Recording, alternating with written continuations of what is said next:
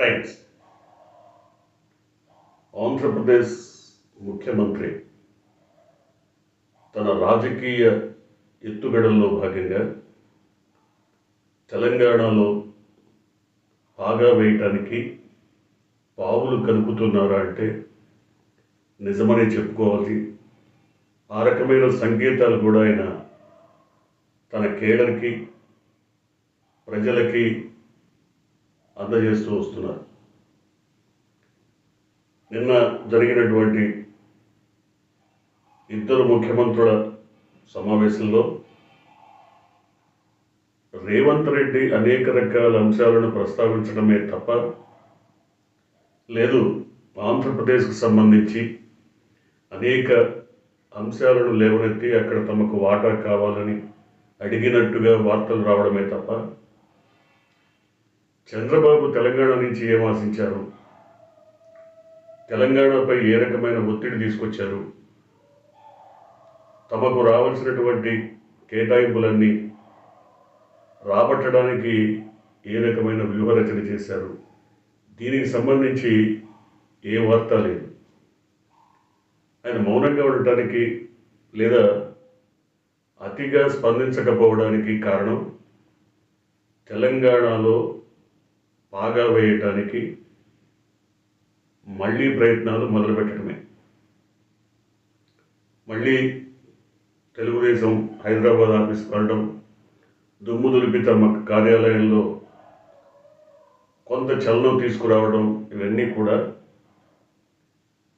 తెలంగాణలో పాగా వేయటానికి వ్యూహంలో భాగమే. అయితే ఎందుకు తెలంగాణపై ఆయన దృష్టి మరలింది అంటే ఆంధ్రాలో మళ్ళీ అటు ఇటు తేడా అయితే వచ్చే 5 ఏళ్లలో అయినా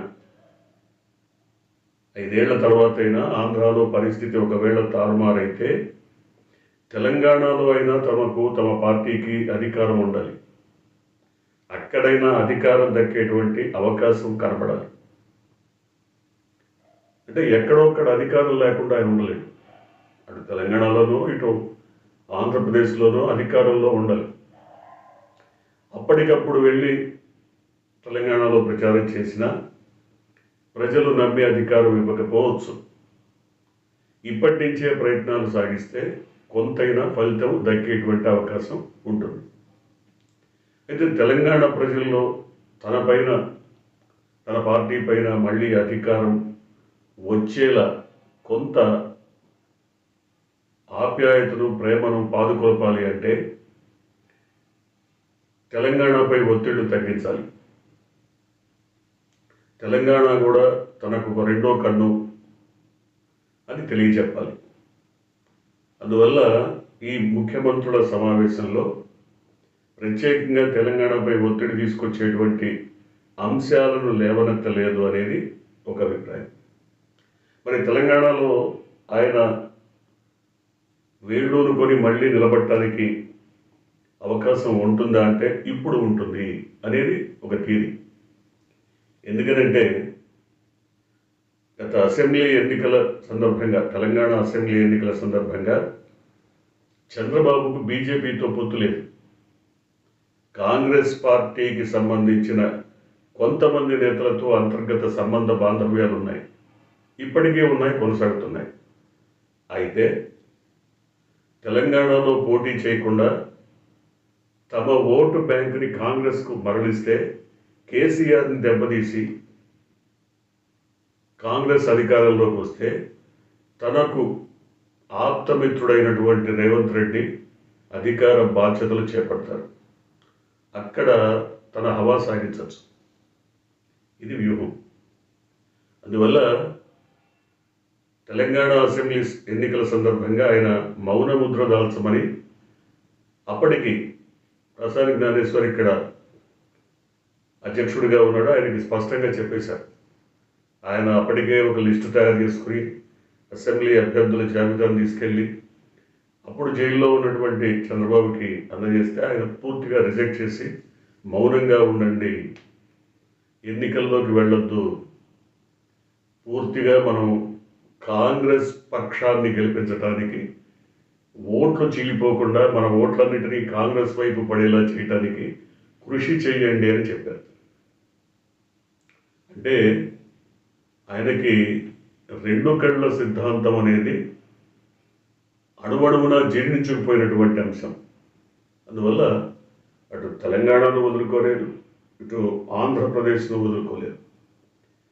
మరి ఆంధ్రప్రదేశ్లో అధికారం కోల్పోయినప్పుడు తెలంగాణలో అయినా బలపడదామని ప్రయత్నాలు చేసి భంగపడ్డటువంటి విషయం ఆయనకు గుర్తుంది. అందువల్ల తెలంగాణలో ఫుటింగ్, అక్కడ ఉన్నటువంటి తమ కేడర్ని, అక్కడ ఉన్నటువంటి కొద్ది గొప్ప ప్రజాబలాన్ని తను వినియోగించుకొని మళ్ళీ నిలబడాలి అంటే ఇప్పటి నుంచే ప్రయత్నాలు ప్రారంభించాలి. మరి ఇప్పటికిప్పుడు ఆ ప్రయత్నాలు ప్రారంభించిన ఒక ఊతకర్ర లేనిది ఆయన ఎప్పుడూ ఏ రాజకీయాలు చేయలేదు. ఆంధ్రప్రదేశ్లో కూడా బీజేపీ జనసేన రెండు ఊతకర్రలతో ఆయన నిలబడ్డాడు. ఇప్పుడు తెలంగాణ విషయంలోనూ ఆయన కొత్త స్ట్రాటజీ ప్రకారం కాంగ్రెస్ను మట్టి కనిపించి బీజేపీతో కలిసి తెలంగాణలో రాజకీయాలు సాగించాలి. వీలైతే తెలంగాణలో జనసేనకి ఏదన్నా కొద్ది గొప్ప ఓట్లు ఉన్నాయి అనుకుంటే వాటిని కూడా కలుపుకొని అదే కూటమిని మళ్ళీ తెలంగాణలో రాజకీయాలకు ప్రేరేపించాలి. అంటే అవసరమైతే కాంగ్రెస్ కార్డు పట్టుకుంటారు, అవసరం తీరాక కాంగ్రెస్ జుట్టు పట్టుకుంటారు. బీజేపీనైనా అంతే. ఇప్పుడు కాంగ్రెస్ అవసరం తీరిపోయింది కాబట్టి కాంగ్రెస్ వల్ల తమ రాజకీయాలు బలపడేటువంటి అవకాశం లేదు కాబట్టి తెలంగాణ కాంగ్రెస్ పార్టీ పూర్తిగా రేవంత్ రెడ్డి మీద ఆధారపడి లేదు. కాంగ్రెస్ అధినాయకత్వం కూడా రేవంత్ రెడ్డికి పూర్తి పగ్గాలు ఇచ్చినట్టుగా లేదు. కాంగ్రెస్లో సమాంతరమైనటువంటి నాయకత్వ ప్రతిభను కనబరిచే వారిని పెంచి పోషిస్తోంది కేంద్ర అధినాయకత్వం. ఉదాహరణకు బట్టి విక్రమార్క, ఆయన దాదాపుగా ముఖ్యమంత్రికి సమాంతరంగా పనిచేసుకుంటూ పోతున్నారు. ముఖ్యమంత్రి ప్రతి చర్యను దాదాపుగా ఆయన సమీక్షించే పరిస్థితి వచ్చింది. అంటే కాంగ్రెస్లో, తెలంగాణ కాంగ్రెస్లో ఇప్పటికే 3-4 గ్రూపులు ఉన్నాయని చెప్తున్నారు. ఒకటి రేవంత్ రెడ్డి గ్రూప్, 2 బట్టి విక్రమార్క గ్రూప్, 3 ఉత్తమ్ కుమార్ గ్రూప్, 4 ఇంకో గ్రూప్ ఏదో ఉందంటారు. ఇట్లా ఇప్పటికే 4 గ్రూపులుగా ఉన్నటువంటి పరిస్థితుల్లో ఎప్పుడు ఏం జరిగి అధికార బాధ్యతలు మారిపోతే ఎవరికి మళ్ళీ పగ్గాలు దక్కుతాయో, కాబట్టి ఎవరికి వారు ఇన్సెక్యూరిటీతోనే పనిచేసుకుంటూ పోతున్నారు. ఈ స్థితిలో కాంగ్రెస్ను దెబ్బ కొట్టడం తేలిక. బీజేపీతో కలిసి అవసరమైతే జనసేనను కూడా తీసుకొచ్చి అదే కూటమిని ఆంధ్రప్రదేశ్లో ఏ కూటమినైతే తను బలంగా విశ్వసించి ప్రజల్లోకి తీసుకెళ్లారో అదే కూటమిని తెలంగాణలో ప్రవేశపెట్టాలి. అయితే తెలంగాణలో బీజేపీకి ఆ రకమైనటువంటి ఆదరించే నాయకులు ఉన్నారా? చాలా కీలకమైనటువంటి అంశం. ఆంధ్రప్రదేశ్లో అయితే బీజేపీ అధినాయకత్వం ఆదేశాలను ఆదరించి తల ఒగ్గి ఖచ్చితంగా పాటిస్తూ పోయినారు. చంద్రబాబుకి తమ సహకారం అందించారు. కానీ తెలంగాణ విషయానికి వస్తే తెలంగాణలో చంద్రబాబు అదుపాజ్ఞలను బీజేపీ సహిస్తుందా? బీజేపీ పెద్దన్న పాత్ర పోషించాలని తెలంగాణలో అభిప్రాయపడుతున్న నేపథ్యంలో చంద్రబాబు పెద్దన్న పాత్రను ఎంత మేరకు తెలంగాణ నాయకత్వం సహిస్తుంది? అంటే ఆంధ్రప్రదేశ్లో సహించిందా పూర్తిగా అంటే కొంత మేరకు వ్యతిరేకత ఉండొచ్చు. కానీ ఆంధ్రప్రదేశ్లో గత్యంతరం లేని పరిస్థితి. ఆంధ్రప్రదేశ్లో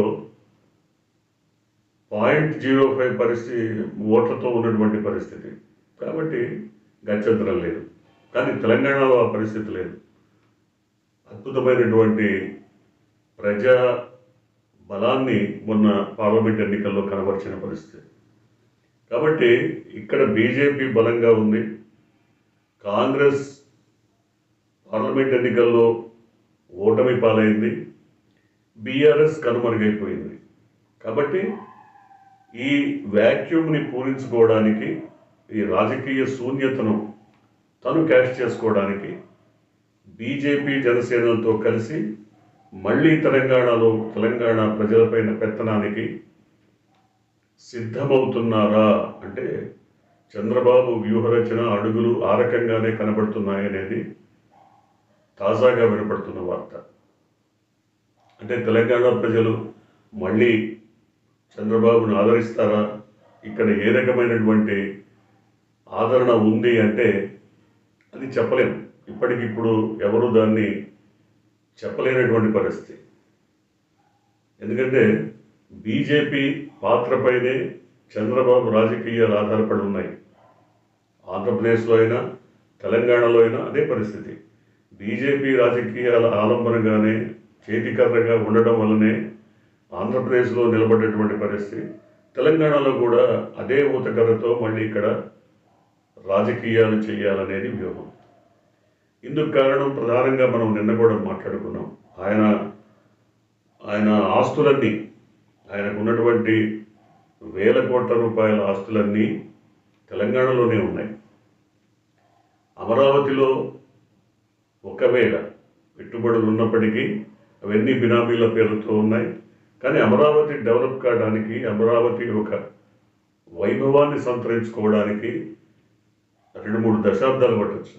కానీ ఈలోగా తెలంగాణలో ఉన్నటువంటి ఆస్తుల పరిరక్షణ, తెలంగాణలో ఉన్నటువంటి వ్యాపారాల పరిరక్షణ, తెలంగాణలో కోల్పోయినటువంటి తెలుగుదేశం ప్రాభవ వైభవాన్ని పునరుద్ధరించడం, ఇవన్నీ ప్రాథమిక లక్ష్యాలుగా చంద్రబాబు నాయుడు ముందుకు వెళ్ళబోతున్నారు. అంతిమంగా ఒక విషయం చెప్పుకోవాలి. చంద్రబాబు ఆశయం, ఆయన అడుగులు తెలంగాణ వైపు పడుతున్నప్పటికీ ఆంధ్రప్రదేశ్ని గాలికి వదిలేస్తారా? ఎందుకంటే తెలంగాణ మీద కాన్సన్ట్రేట్ చేసినప్పుడు ఆంధ్రప్రదేశ్ వైపు కొంత ఆసక్తి తగ్గేటువంటి అవకాశం ఉంటుంది.